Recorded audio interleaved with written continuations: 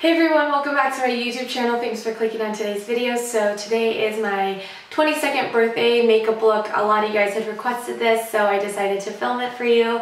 But it's also going to be my story time about KKW Beauty and my experience at the Westfield Century City pop-up shop for KKW Beauty. I'm not trying to like bash on Kim Kardashian. This has nothing to do with her as a person. This is strictly about business and about the brand and about their marketing strategy. So the first half of this video is going to be the story time, and then the second half of the video is going to be the makeup tutorial. So without further ado, let's get started. Just want to let you know that my top is from Zara. It's more like a shirt dress, and then my earrings are from Shop CY, the Remy hoops, and then my watch is MVMT. You can get $15 off with the code SEAMS15 to get $15 off your entire purchase. I went to the KKW pop-up shop on a Saturday, July 13th, or 14th, excuse me. I waited in line for 2 hours, which I did mention in my birthday haul. No problem waiting in line. I mean, that's what I expected for Kim Kardashian West's pop-up shop. We go inside of the shop and it's much smaller than what I expected. I loved the spinning powders and I loved the whole crystal wall and like I loved the oversized decorations of their makeup. But just a couple of things that immediately turned me off. The first thing was they only let a couple of people into the store at once. Maybe that's because people will try to steal the product. Maybe that's because Kim Kardashian wants it to be a very customer service based experience. Who knows, maybe it's like, I mean, I've done that when I was going to a Chanel store or something like that. But, you know, again, it's Kim Kardashian West. You don't really know, like, what the intention there is. But I was like, you know what, I'll just wait. So, my sister wanted to get me the KKW X Mario palette for my birthday. And I was so thankful to her. This is something that I really did want to try. And I loved all the colors in it. Like, genuinely, I was really excited to get the palette. But we go inside and a gentleman, a security guard, takes you inside. It's like a bouncer kind of. And then you go inside, you turn the corner and like there it is. There's the pop-up shop, there's gorgeous girls in decked out Yeezy clothes, beautiful makeup. Those testers were like really gross. Like, and I'm not talking about like, you know, I've been to Sephora, I've been to other makeup stores, and if you are a diehard Kim Kardashian West fan, well, so am I. Like, I love her, I really do. I love her style. I am strictly reviewing like what I felt in my experience at that store. And when you walk into a Nordstrom, all the testers are pretty decent. Like the MAC counter at Nordstrom is beautiful, at least at my Nordstrom. It's like cleaned off, the lipsticks aren't bumpy and half cracked off. Like the whole presentation is beautiful. And I'm not gonna say that the associates that worked at the KKW pop-up shop were like customer service based associates. I think they were all just really beautiful associates that were really good at makeup, very well read in the product and maybe what the product can do for you. But I don't think that, at least my personal experience, I might be totally wrong, but I didn't feel a sense of like great customer service. I approached the associate with questions about the line. I mean, that's fine. I'm a sales associate too, so I understand. Like, I have that personality.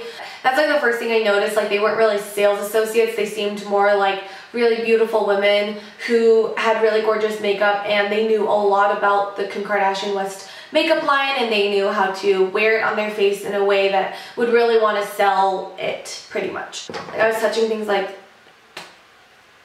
oh, like, you know, and maybe like that's, I'm just being bougie and I should be thankful, whatever, but if I'm waiting that long in line and there are like 4 or 5 girls in this like small pop-up shop, I would think and I would hope that they're like cleaning it and doing things and, you know, whatever. So a menu card is given out to you while you're standing in line, and you get to they circle what you want to purchase, and you order the item is how they like use their language.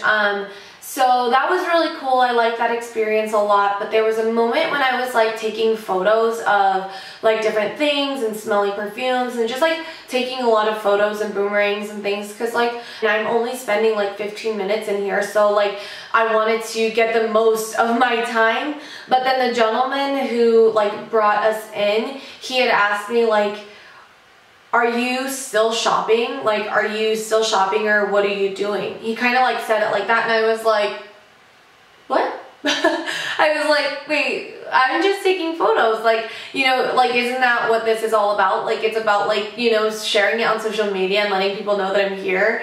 But I was kind of just like, after that moment, I was just kind of like over the space. I was like, oh, okay. Like, and I just felt really bad after that. I was kind of like, oh, okay, got it. Like, I'll just buy my stuff and then go out of your way.